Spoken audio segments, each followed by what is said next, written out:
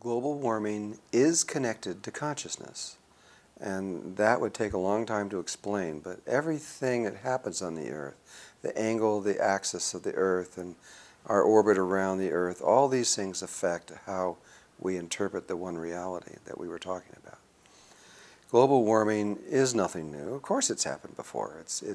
We've traced it back 240 million years.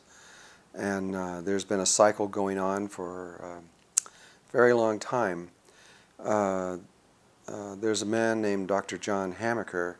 His work was significant, and that was in, I believe it was the late 60s or so when he presented that information to the world. Hardly anybody ever brings them up.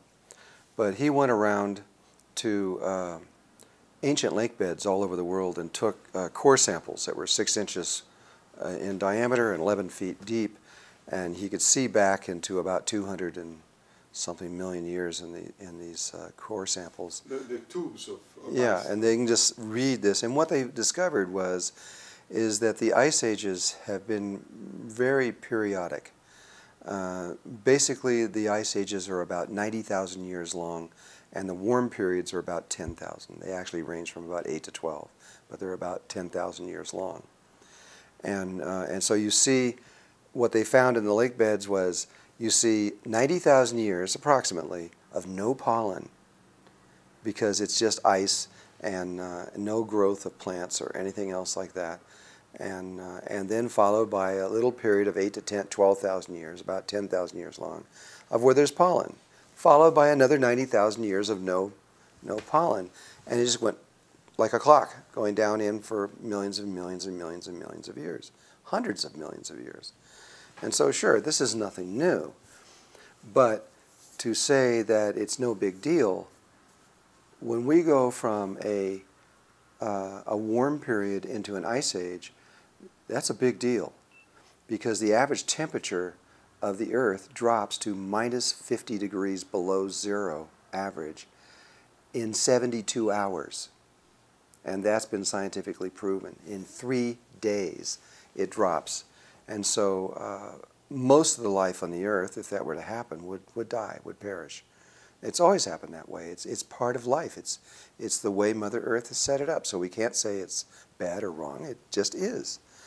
And so those people were able to track exactly what the Ice Age was tied to. And we now know it's not a theory. Well, everything is a theory in a way, because we never know what life is going to do for sure this next time around. It's like the sun coming up in the morning is a theory, even though it's been coming up every single time. Maybe this time it won't. You don't know that for sure. Yeah. But the probability is very high.